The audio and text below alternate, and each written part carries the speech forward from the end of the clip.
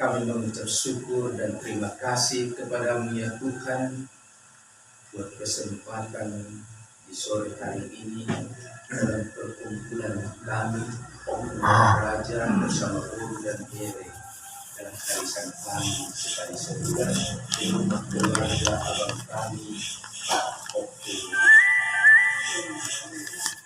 Respon. Tuhan, kami telah diberkati oleh keluarga di rumah ini dengan makanan dan minuman berkat jasmani. Kini tiba saatnya Tuhan, kami rindu diberkati lewat berkat rohani yang dari Tuhan, lewat kebenaran firman-Mu. Biarlah kiranya Tuhan sore hari ini kami boleh diberkati lewat sabda firman-Mu. Kami telah memuji-muji, memuliakan, mengagungkan, membesarkan nama-Mu, menyembah Engkau ya Tuhan di dalam roh dan kebenaran.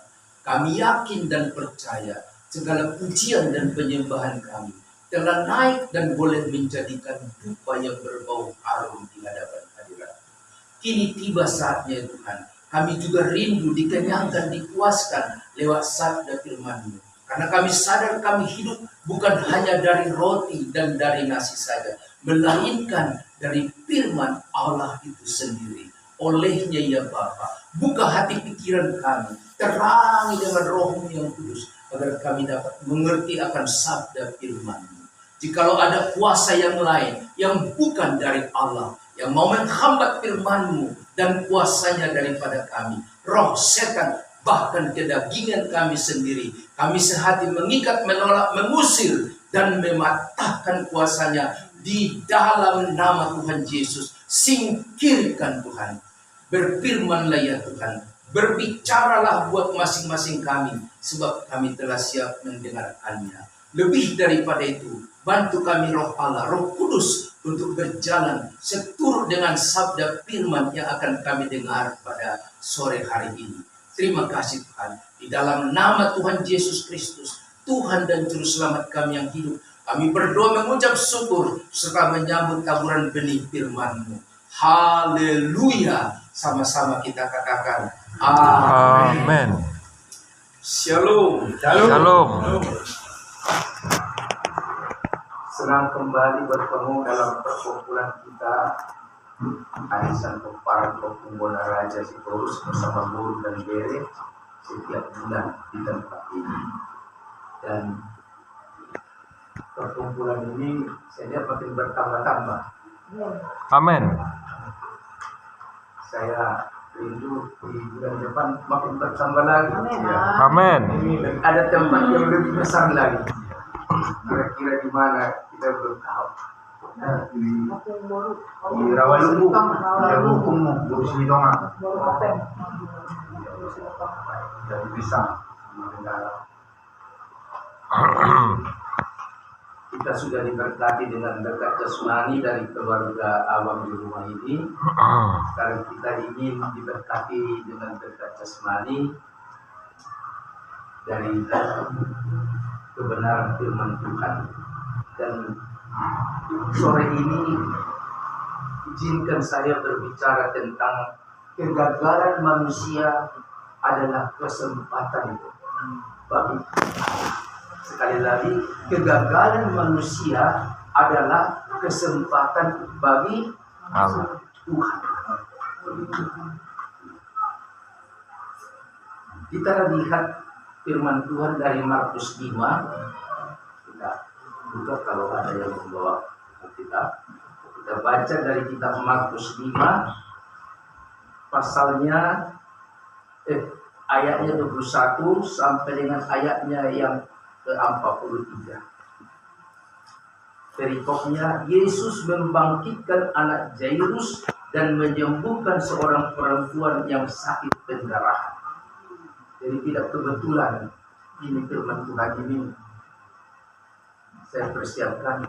Ternyata di keluarga kita para pengguna raja sedang banyak bergumul dengan penyakit. Biarlah kiranya nanti firman Tuhan ini boleh menimbulkan iman percaya kita, sehingga lewat firman Tuhan ini kita yakin bahwa Tuhan bahwa kegagalan manusia adalah kesempatan bagi Allah. Mari kita membacanya secara bersaut-sautan bagi yang mempunyai Alkitab ataupun aplikasi. Tapi boleh kita buka. Saya akan membacakan ayat ganjil dan ayat genap saya serahkan kepada kita semua. Yesus membangkitkan anak Jairus dan menyembuhkan seorang perempuan yang sakit pendarahan. Sesudah Yesus menyeberang lagi dengan perahu, orang banyak berbondong-bondong datang lalu mengerumuni dia, sedang ia berada di tepi danau. Datanglah seorang muda yang nama Jairus. Ketika ia melihat Yesus terus rakyat di kakinya dan memohon dengan sangat kepadanya, anakku perempuan sedang sakit, hampir mati. Datanglah kiranya dan letakkanlah tanganmu atasnya, supaya ia selamat dan tetap hidup. Lalu ketika Yesus melihat orang itu, orang banyak berbondong-bondong mengikuti dia dan berdesak-desakan di dekatnya. Adalah di situ seorang perempuan yang sudah 12 tahun lamanya menderita pendarahan. Dia telah berulang-ulang berbuat dosa terjadi, sehingga dalam kesaksiannya semuanya ada padanya. Namun sama sekali tidak ada padanya, malah sebaliknya keadaannya makin memburuk. Dia sudah mendengar berita-berita tentang Yesus, maka di tengah-tengah orang banyak itu, ia mendekati Yesus dari belakang dan menjamah jubahnya. Sebab katanya, asal jamaah saja jubahnya, aku akan sembuh. Seketika itu juga berhentilah pendarahannya, dan ia merasa bahwa badannya sudah sembuh dari penyakitnya. Pada ketika itu juga Yesus mengetahui bahwa ada naga yang keluar dari dirinya. Lalu ia berpaling di tengah orang banyak dan berkata, siapa yang menjamah jubahku? Murid-muridnya menjawab, engkau melihat bagaimana orang-orang ini berdesak-desakan dekatmu, dan engkau bertanya siapa yang menjamah aku? Lalu ia memandang sekelilingnya untuk melihat siapa yang telah melakukan hal itu. Perempuan itu yang menjadi takut dan gemetar ketika mengetahui apa yang telah terjadi atas dirinya, tampil dan tersungkur di depan Yesus dan dengan tulus memberitahukan segala sesuatu kepadanya. Maka katanya pada perempuan itu, hai anakku, Tuhan telah menyelamatkan engkau. Pergilah dengan selamat dan sembuhlah dari penyakitmu. Ketika Yesus masih berbicara, datanglah orang dari keluarga kepala rumah ibadat itu dan berkata, anakmu sudah mati, apa perlunya lagi engkau menyusah-nyusahkan dulu? Tetapi Yesus tidak menghiraukan perkataan mereka dan berkata kepada kepala rumah ibadat, jangan takut, percaya saja. Lalu Yesus tidak memperbolehkan seorang pun ikut serta kecuali Petrus, Yakobus dan Yohanes, saudara Yakobus. Mereka tiba di rumah kepala rumah ibadat dan di sana dilihatnya orang-orang ribut menangis dan berkata dengan suara hatinya. Sesudah ia masuk, ia berkata kepada orang banyak itu, mengapa kamu ribut dan menangis? Anak ini tidak mati, tapi tidur. Tetapi mereka menertawakan dia, maka diusirnya semua orang itu, lalu dibawanya ayah dan ibu anak itu, dan mereka yang bersama-sama dengan dia masuk ke kamar anak itu. Lalu dipegangnya tangan anak itu, katanya, Talita kum, yang berarti, hai anak, aku berkata kepadamu, bangunlah. Seketika itu juga anak itu bangkit berdiri dan berjalan, sebab umurnya sudah 12 tahun. Semua orang yang hadir merasakan bersama-sama. Dengan sangat ia berpesan kepada mereka supaya jangan seorang pun mengetahui hal itu. Lalu ia menyuruh mereka memberi anak itu makan. Sampai di sini pembacaan firman Tuhan untuk kita pada sore hari ini.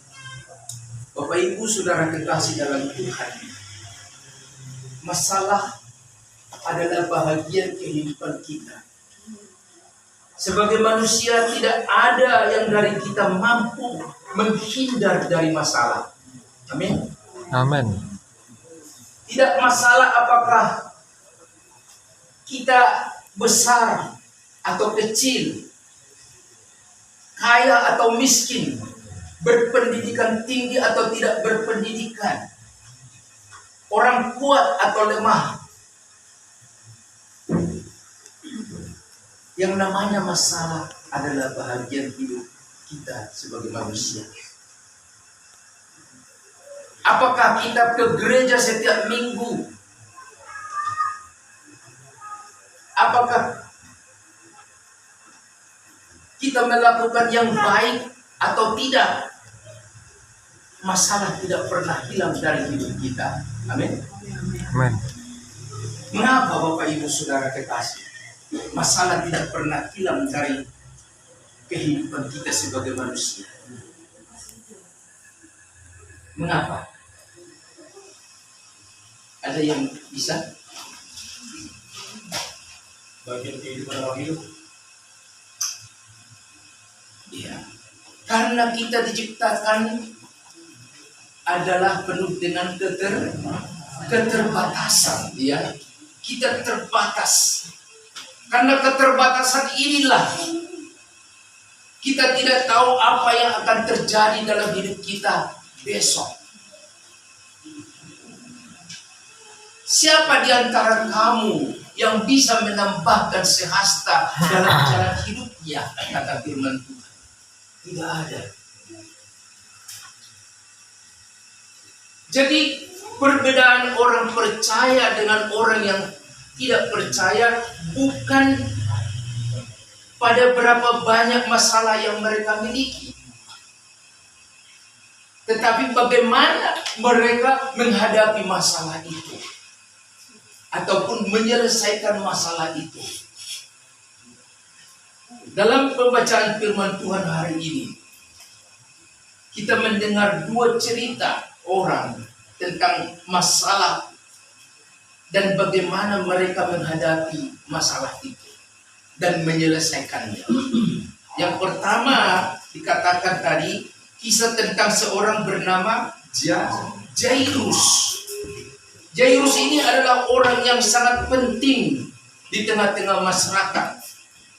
Posisinya adalah penguasa sinagoge. Tahu sinagoge? Ya, baik Allah. Ya. Dia bertanggung jawab untuk mengawasi urusan rohani dan duniawi di sinagoge. Dia menyelenggarakan kebaktian di sinagoge serta mempromosikan program pendidikan di antara orang Yahudi. Dia adalah pria yang paling dihormati di masyarakat. Sebagai penguasa sinagoge, Yairus memiliki hubungan yang sangat dekat dengan orang-orang Farisi yang sangat membenci Yesus. Tetapi dia memiliki masalah besar.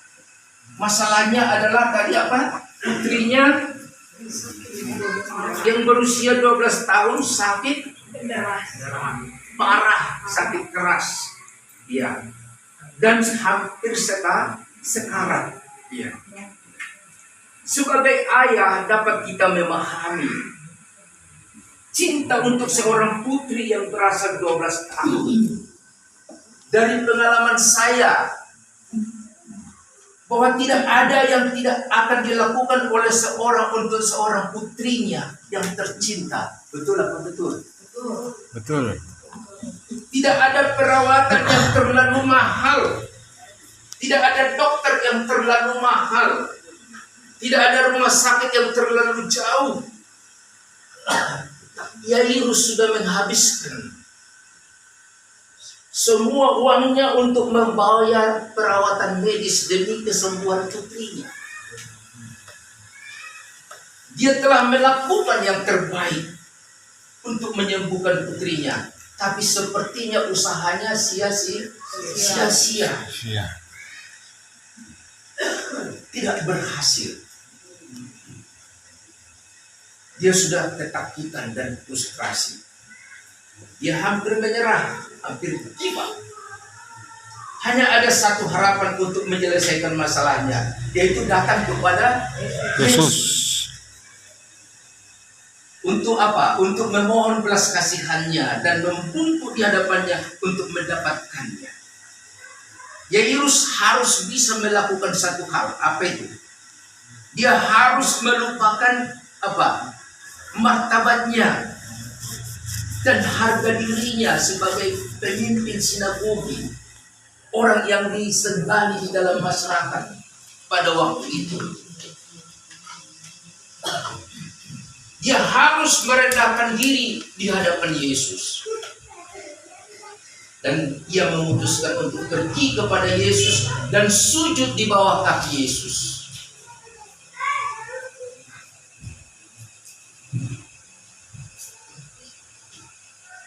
Dan dia memohon kepada Yesus dan berkata begini, putriku yang masih kecil sekarang, tolonglah datang dan letakkan tanganmu atasnya supaya dia sembuh. Itu yang dikatakan oleh Yairus. Dia memiliki iman. Tetapi segera imannya tergoncang oleh apa? Oleh kabar buruk. Sementara mereka masih dalam perjalanan ke rumah Yairus, beberapa pria datang dari rumah Yairus dengan berita bahwa putrinya telah meninggal. Dan berkata, mengapa kamu mengganggu guru lagi? Yairus merasa apa itu istilah shock mendengar kabar itu. Iya. Yairus benar-benar dalam krisis. Dia bingung, takut dan putus asa. Bagi Yairus semuanya sudah berakhir kecuali penguburan. Akan tetapi Bapak Ibu Saudara kekasih dalam Tuhan, di tengah krisisnya Yesus datang dengan mengatakan kepada Yairus apa? Jangan takut. Nah, itu yang dikatakan Yesus. Jangan takut. Percaya saja. Ini. Percaya saja. Percaya saja. Yang beri kewenangan. Nah, itu harus dipraktekkan itu ya. Percaya saja. Yairus tidak mengerti apa maksud Yesus. Lalu ketika mereka tiba di rumah Yairus, mereka mendapati orang-orang sudah menangis dan meratapi anak itu. Lalu Yesus menegur mereka agar mereka keluar. Dia berkata begini, anak ini tidak mati, akan tetapi apa? Tertidur.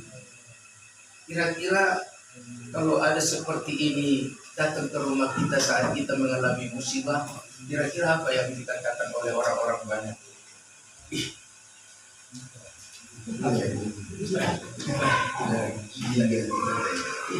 Seperti itu juga pada waktu itu orang-orang menertawakan Yesus.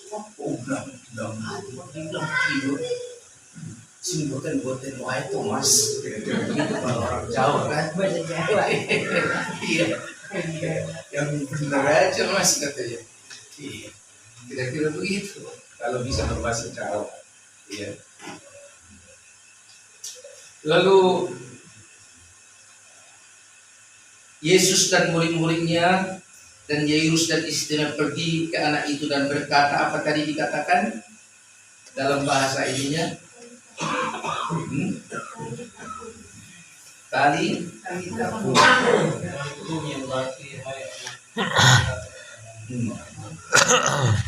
Yesus berkata, tali takum, artinya apa? Hai gadis kecil, aku berkata kepadamu, bangunlah, katanya gitu. Biasa kan? Lalu apa yang terjadi setelah Yesus berkata bangunlah? Masih tidur nggak? Langsung bangun. Luar biasa, mujizat terjadi. Ini luar biasa. Mujizat besar telah terjadi. Masalah Yairus telah terpecahkan. Yairus dan putrinya telah diselamatkan dari masalah mereka. Yesus adalah jawaban mereka. Yesus adalah jalan ketika tidak ada jalan. Amin. Amin. Yesus adalah jalan ketika tidak ada jalan. Amin. Amin.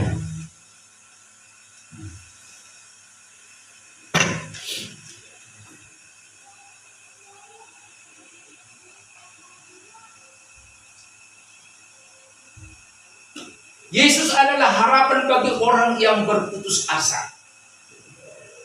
Kesia-siaan manusia atau kegagalan manusia adalah kesempatan bagi Tuhan. Nah, cerita kedua yaitu tentang seorang wanita yang juga memiliki masalah besar. Dia adalah seorang janda miskin. Dia menderita penyakit pendarahan yang tidak dapat disembuhkan. Dan karena itu dia telah dinyatakan sebagai orang apa? Najis menurut adat orang Yahudi pada waktu itu. Kalau seorang wanita pendarahan dalam adat orang Yahudi dikucilkan, tidak boleh berhubungan dengan masyarakat. Hampir sama dengan seorang yang berpenyakit kusta. Ngeri sekali, tidak bisa bersosialisasi dengan orang lain.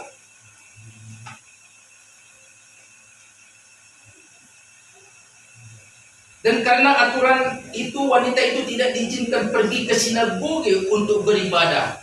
Dia harus diisolasi di tempat khusus sehingga tidak bisa berkomunikasi dengan orang-orang.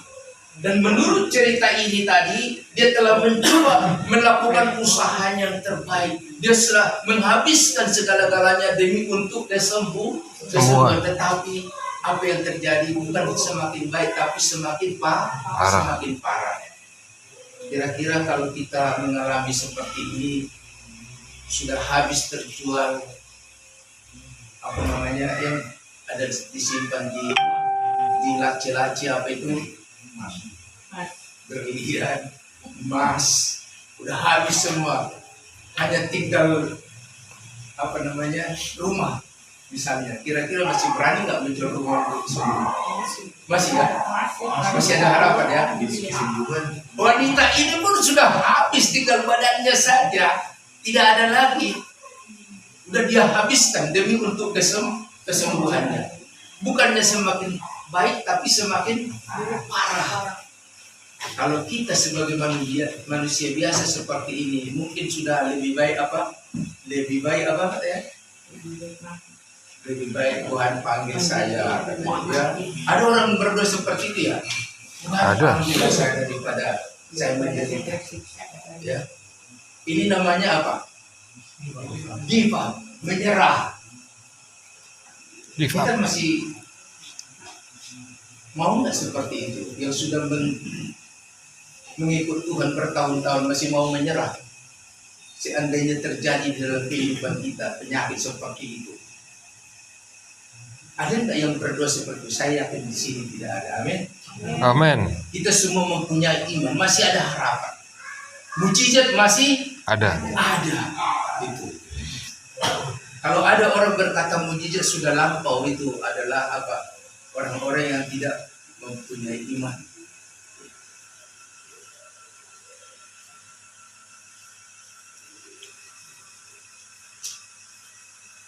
Ya. Saya tadi sudah katakan dia telah menghabiskan semua yang dia miliki. Itu adalah kondisi yang sangat mengerikan, Bapak Ibu Saudara kekasih dalam Tuhan. Dalam krisis nyata ini, dia mendengar tentang Yesus yang mampu menyembuhkan orang sakit dan membangkitkan orang mati. Jangankan yang sakit, yang mati sekalipun bisa bangkit. Siapa itu? Lazarus sudah 3 hari dalam kubur, sudah berbau, masih bisa bangkit. Dia dengar itu cerita. Ya. Tetapi dia punya masalah. Tadi masalahnya apa? Dia tidak bisa berkomunikasi dengan orang lain. Dia tidak boleh datang ke sinagog atau ke tempat rumah ibadah. Karena dia dikucilkan, dianggap najis. Kalau orang seperti ini, kalau ada anjing lewat, dianggap apa? Najis. Nggak boleh masuk ke bawah orang anjing ya. Ya. Kami di Pamulang memelihara anjing raja. Oh, banyak. Masalah ya dia. Itu banyak dengan gini. 5. Anjing kami itu bisa loncat Hah? banget. Udah mati 8. Iya. Jadi dipotret sama warga-warga itu. Dibilang najis. Orang tidak kotoran kok najis kata maksud saya. Tapi mereka bilang najis. Itu anjing saja dibilang najis. Luar biasa ya. Makanya tidak ada yang berani pelihara anjing ya. Karena dianggap najis. Padahal itu kalau dibikin rica-rica enak. Janganlah. Jangan. Rica-rica. I'm dog lover. Anjing bukan makanan. Oh, berarti ada juga rupanya. Tidak suka rica-rica di sini. Iya. Saya juga nggak makan anjing. Iya. Kecil. Iya. Setelah ada berita rabies itu, walaupun dulu bapak selalu bawa dari Lapor Tuak Siagian yang di pasar Balintang itu, ada yang orang apa di sini. Oh, pasar melintang ya. Iya. Siagian pulang kami lapornya, udah setiap hari kelapo itu bapak itu, walaupun per hari. Di Pakam itu, lu Pakam itu. Iya. Simpang di sini. Iya. Jadi selalu bawa daging itu. Oh, yang di kota hilang ya. Saya dengar berita itu rabies. Mulai dari situ saya nggak makan sampai hari ini tidak makan daging itu lagi. Tapi kalau yang tadi di pasar si Bella, aduh saya isi. Enak saya bilang. Bella enak di masakan. Biasanya saya nggak suka makan daging. Dalam hati benar nggak itu? Udah nambah saya bilang. Benar. Sampai datang bapak tua tadi. Ayo nambah, berlomba 1 kali lagi kata. Sudah nambah saya bapak tua saya bilang. Masa kalah saya. Saya bilang tadi pulang gereja ada cucu. Jadi kami makan di kantin dulu. Karena ada cucu jadi menantu gitu kan. Oh, cucu 2. Kebetulan sudah lahir cucu kami 1 lagi. Udah tahu ya? Sudah Ya? udah 2 kan? Oh, sudah 2 ya. Jadi, Sama kita. Jadi kalau nggak di ayun-ayun gitu nggak puas gitu. Begitu diayun 2-3 kali langsung tidur. Tadinya nangis.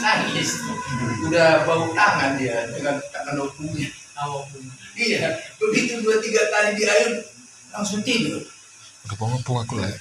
Saya bilang ini kangen ini. Oh, bikin cucu cepat tidur ini saya bilang apa kasihannya tangan saya ini ya. Nyaman dia. Nyaman ya. Iya, memang seperti itu mungkin. Nangis padahal tadi digendong opung bolunya. Sini. Begitu digendong, mungkin sudah rindu sama opung bolunya. Opung bolunya suka tinggal di Priok, di rumah pengasuh, jadi udah biasa mungkin. MC. Nah, saya mau pengen opung doliku pikirnya gitu, sentuhan opung doli.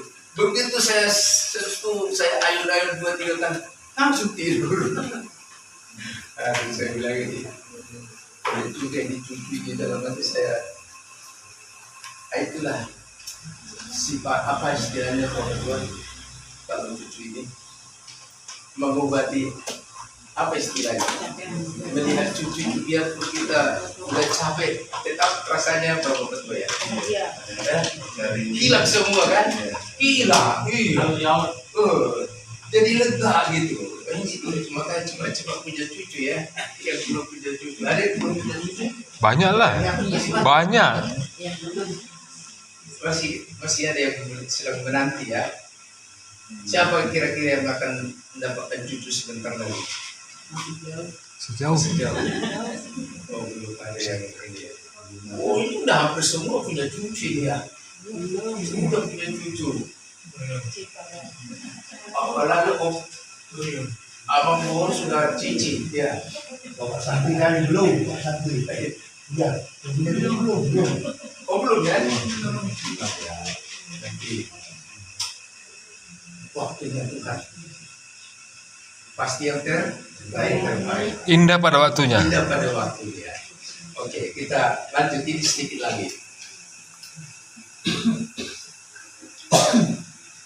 Nah, wanita ini tidak menyerah. Dia berkata dalam hatinya diam-diam. Apa tadi dia katakan di situ? Asal ku jamah saja jubahnya, aku akan sembuh. Lalu secara diam-diam dia sentuh jubah Yesus. Apa yang terjadi? Seketika itu juga berhenti apa? Pendarahannya. Dikatakan di situ. Dia percaya bahwa kuasa Yesus bisa efektif hanya dengan menyentuh jubahnya. Jadi dia menyentuh jubah Yesus dan segera dia sembuh. Keajaiban lain terjadi. Bapak Ibu Saudara kekasih dalam Tuhan. Di sini ada seorang wanita datang kepada Yesus sebagai upaya terakhir, bukan sebagai upaya awal. Tapi ini yang terakhir menentukan hidup dan mati. Dia telah mencoba banyak cara untuk disembuhkan, tetapi semuanya tidak berguna. Hanya ada satu kesempatan bagi dia, yaitu lewat menyentuh jubah Yesus. Bagi Yesus adalah satu-satunya jawaban. Yesus adalah jalan Main bocah itu nombor-nombor. ketika tidak ada jalan. Sekali lagi, memang benar. Kesia-siaan atau kegagalan manusia adalah kesempatan bagi Tuhan. Bagi Allah. Bapak Ibu Saudara kekasih dalam Tuhan, dari kedua cerita ini kita bisa belajar beberapa pelajaran. Yang pertama, dicatat dalam hati. Manusia tidak bisa menghindar dari masalah, betul? Betul. Yairus, seorang bos, seorang pemimpin, dan orang paling dihormati, memiliki masalah. Wanita malang ini memiliki masalah. Wanita yang pendarahan 12 tahun itu. Mungkin Bapak Ibu Saudara dan saya juga punya masalah. Saya sendiri pun punya masalah. Yang kedua, pelajaran yang kedua yang kita dapat dari firman Tuhan ini, yaitu Yesus adalah jawaban dari semua masalah yang kita miliki, yang dimiliki oleh manusia. Ketika tidak ada jalan, dia adalah jalan. Dia adalah harapan bagi orang yang putus asa. Kegagalan manusia ataupun kesia-siaan manusia adalah kesempatan bagi Tuhan. Yang ketiga, jika kita ingin mengalami kuasa Yesus, kita harus mau merendahkan diri seperti siapa? Jairus sebagai orang terhormat, kepala rumah ibadah. Dia datang bertekuk lutut di hadapan Yesus, memohon belas kasihan Yesus. Kita harus melupakan harga diri, kebanggaan. Datanglah kepada Yesus dengan kerendahan hati yang tulus. Belajarlah dari Yesus yang mau mengosongkan dirinya menjadi hamba. Jadi iman adalah kunci dari semua mujizat. Amin. Amin. Iman adalah kunci dari semua mujizat.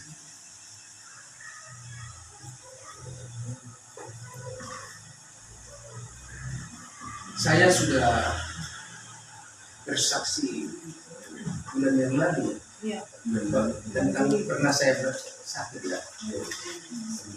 Awal pertobatan saya ya, sudah ya. Mengucap syukur dalam segala hal itu. Kenapa saya? Karena saya dulu tidak pernah mengucap syukur saya waktu itu ya. Iya. Karena Tuhan izinkan apa? Penyakit yang aneh. Jadi nggak perlu lagi disaksikan ya. Jadi betul-betul iman. Saya beriman. Sekali dokter bilang, oh pulang katanya waktu itu. Pak dok, tidak dok, saya sudah berdoa, saya harus pulang. Saya bilang, wah saya nggak berani. Jamin katanya, tolong tanda tangan ini katanya. Dari cek ini disuruh tanda tangan. Oh udah, nama Yesus sudah. Saya pulang, nggak dikasih apa-apa. Obat, nggak ada lagi obatnya katanya. Udah, saya hanya apa? Beriman kepada Tuhan. Puji Tuhan, sembuh. Terjadi mujizat tanpa ada lagi minum apa-apa dari dokter. Haleluya. Amin. Luar biasa, Tuhan kita luar biasa. Asal kita sungguh-sungguh, jangan separuh-separuh. Iya. Awas ya, apalagi mengancam jangan ya. Awas Tuhan ya, kalau kau tidak sembuhkan saya. Ada begitu berdoa. Ada ya Bapak Remo? Oh ya. Awas kalau tidak. Pernah berdoa begitu? Pernah. Apa itu? Kenapa belum dijawab? Oh gitu. Seperti maksa gitu ya. Iya. Tapi sekarang sudah enggak lagi ya. Udah tobat. Berikan dulu tepuk tangan. Alhamdulillah. Memang mesti begitu, harus sungguh-sungguh, jangan separuh-separuh. Supaya berkatnya jangan separuh-separuh ya. Harus sungguh-sungguh. Melayani Tuhan juga jangan separuh-separuh. Berkatnya nanti separuh-separuh. Iya, harus sungguh-sungguh melayani Tuhan ya. Iya. Melayani Tuhan tidak harus berkorban. Betul nggak? Melayani Tuhan tidak harus berkorban. Melayani sesama itu termasuk melayani Tuhan juga. Iya. Harus sungguh-sungguh. Apapun kita kerjakan harus kerjakan untuk siapa? Tuhan. Untuk Tuhan. Jangan bohong, nggak ada ininya. Nggak ada Wane piro. Wane piro apa itu? Apa itu? Berapa duit? Oh, Berapa? berapa? Tuhan bayarin jadi jangan ya. Jangan pernah mengharapkan. Ya. Bukan tidak perlu, tapi jangan pernah mengharapkan. Makanya waktu saya bulan yang lalu di rumah si tua kita Michael ya. Disodorkan begitu. Bukan untuk itu saya datang serius. Iya. Ya bukan untuk itu saya datang. Kita harus apa katanya dari sini lebih suka memasukkan berita Injilnya. Hanya karena suka, bukan motivasi mau mencari uang. Bukan mau mencari uang, hanya suka memasukkan Injil Kristus. Amin. Amin. Jadi kita pun semua harus suka memasukkan Injil Tuhan. Bukan harus berkhotbah di atas mimbar. Saya ketika sembuh dari penyakit awal pertobatan saya tidak bisa diam dulu, Bapak Ibu Saudara. Di mana-mana saya duduk di kereta api, di bus, saya cerita dengan sebelah saya. Saya ceritain tentang kasih Tuhan. Nah itu nggak pernah diam begitu. Itu awal-awal. Jadi kita pun pasti bisa semua seperti itu. Jangan setelah kita mengalami sakit parah baru kita mau memberitakan Injil, ya. Mulai sekarang, amin. Amin. Jangan sampai kita dicubit dulu baru. Kemana-mana kita pergi, katakan lalu ibu saya, kalau bukan karena pertolongan Tuhan saya nggak bisa seperti ini. Itu pun sudah apa? Khotbah. Sudah berkhotbah, menceritakan kasih Tuhan kepada orang lain. Jangan hanya kita yang menyimpan kasih Tuhan itu. Orang lain pun perlu mengalami kasihnya lewat kesaksian kita. Oh saya begini apa? Udah deh, payah, nggak bisa diomongin gitu kan? Hancur-hancuran. Tapi setelah saya dijamah oleh Tuhan, hidup saya sekarang tidak seperti rendang. Seperti dalam Jawa, sajeke pulau derek Gusti uripku tansah diberkahi, hatiku ayat tentrem, hatiku ayat tentrem, kabeh iku Gusti Yesus amarini. Betawi ya. Tahu artinya lagu itu? Sejak aku ikut Yesus, hidupku diberkati. Itu artinya. Semua saya jawab, sering belajar. Tidak ada yang pelajari, belajar sendiri atau tidak.